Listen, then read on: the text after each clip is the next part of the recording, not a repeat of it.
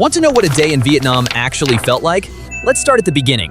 An office, a desk, a recruiter with a rehearsed smile, and promises that sound like opportunity. College money, they said. See the world, they promised. What nobody mentions is that the world you'll see is 100% hostile jungle where everything is trying to kill you. But you already signed. Congratulations, soldier. 8 weeks of basic training. 8 weeks of rewiring your brain to obey without thinking. Your innocence didn't survive week 2. Rifle qualification. You're learning to put rounds into center mass. Just paper targets for now. Soon it'll be something else. Deployment orders. South Vietnam. 12 months. 365 days. Spoiler, every day will feel like a week. And the ones who finish their tour don't come back the same. Airport. Goodbyes. Your mother cries. You pretend everything's fine. Everyone lies. It's easier than the truth. There's a 30% chance you don't come home. And a 100% chance that if you do, you won't be who you were. 18 hours of flight. The Pacific below. Vietnam ahead. One question loops through your skull with no exit. What the hell did I just walk into? The aircraft door opens and Vietnam hits you like a wall. Liquid heat. Humidity that fills your lungs like wet cement. The smell of kerosene and rotting jungle. Welcome. The plane that brought you is already loading wounded for the return trip. 70 pounds of gear. 30 seconds of instruction. Your rifle is worth more than you are. Your helmet stops shrapnel, not bullets. Your body armor is mostly psychological. At least they're being honest now. Your base. The veterans clock you immediately. That look, tired, not hostile. That says he has no idea yet. Your bunk. 4th occupant this year. The previous name is crossed out in marker. You learn quickly not to ask what happened. Your squad. 5 men carrying experiences that don't have names yet. FNG, they say. Fucking new guy. You will make mistakes. The goal is to make sure they're not permanent ones. Rule 1. Your rifle is your relationship. You clean it daily. You sleep with it. You know every component by feel in total darkness. When everything else fails, that weapon is the only variable between you and a body bag. First night, no sleep. 2 days ago you were stateside. Now you're in canvas and darkness, surrounded by armed strangers, in a country that has no interest in your survival. Your brain refuses to accept that this is real. First patrol. First Huey. That rotor sound will live in your head forever. The door gunner looks at you. You're so new it shows. From the air, Vietnam is stunning. Green in every direction, all the way to the horizon. Enjoy it. In 10 minutes you'll be underneath that canopy, where beautiful means lethal. Hot LZ. Active fire on the landing zone. Tracers climbing toward the helicopter. The sergeant screams, "Go, go, go!" This is no longer training. Welcome to the war.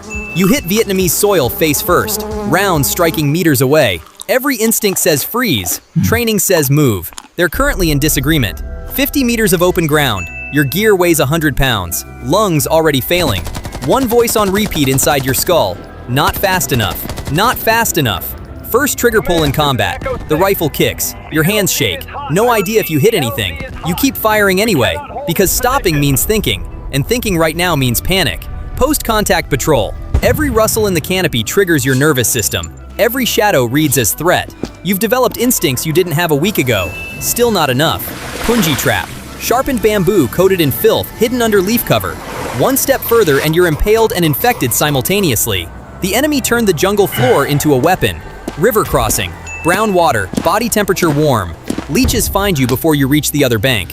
14 of them. You burn them off one by one, pulling tears the heads off inside the skin. This is Vietnam. Even the parasites have a strategy. Rations. Sea rations stamped 1953. It's 1968. 15 years old. You eat without tasting. Better that way. Night ambush. 4 hours of stillness in total darkness. Your mind starts generating its own content. Did that shadow move? Is that breathing? Your most dangerous enemy right now isn't outside the perimeter. It's your own unsupervised nervous system. Night contact. A flare turns midnight into false daylight. Muzzle flashes in every direction. You're both shooter and target simultaneously. The only option is to outpace their rate of fire. Artillery call. Grid coordinates into a radio. 90 seconds later, a square kilometer disappears. You killed people using mathematics. You'll think about that later. Not now. Back to base. 3 days outside the wire. Your uniform is a crust of mud and sweat. 4 minutes of rust-colored shower water. For 4 minutes you approximate being human. Then it ends. Letter home. Doing well. Food's all right. Miss you all. 5 sentences of complete fiction. The truth that you nearly died 3 times today gets filed somewhere behind your eyes. Permanently. You try to sleep. Close your eyes. The firefight replays. Open them. Darkness full of shapes. Night 1 of 365. Your relationship with sleep has fundamentally changed. Abandoned campfire. Coals still warm. They left minutes ago, which means they're watching you right now. Your gut knew before your brain caught up. Close quarters. He appeared from nowhere. One rifle between two men. Simple physics. One applies more force. One walks away. You killed someone at arm's length. You saw his face. He saw yours. That image has been added to a permanent collection inside your head. The question that comes with it has no answer. What does that make you? The patrol doesn't stop. 20 minutes since it happened. Operational relevance, 0. Personal relevance, everything. The column keeps moving. So do you. Incoming mortars. Nothing to shoot back at. Nowhere worth running. You press yourself into the earth and negotiate with probability. Please let the math be wrong just this one time. Casualty. Femoral artery. 3 minutes to tourniquet or it's decided for you. Your hands pressing into another person's leg. You are the only variable that matters right now. Medevac lifts off. One probably won't survive the flight. You watch until it disappears. Then you recheck your ammunition and wait for orders. 30 days left. Short timer. This should feel like winning. Instead, it feels like the universe setting something up. You've beaten the odds for 335 days. The correction feels overdue. Last day. You board the aircraft. The men staying behind line the tarmac. Some of them won't be there when their own last day comes. You board anyway. Freedom bird. Wheels up. Vietnam disappears into cloud cover. You expected relief. What arrives is hollow. Vietnam released your body. It kept everything else. Home. Your family is waiting. Your mother holds on longer than usual. You search for the emotional response that should be automatic. It's there, somewhere, but the wiring got damaged somewhere around month 3. 3 a.m. You're not asleep, you're somewhere else entirely.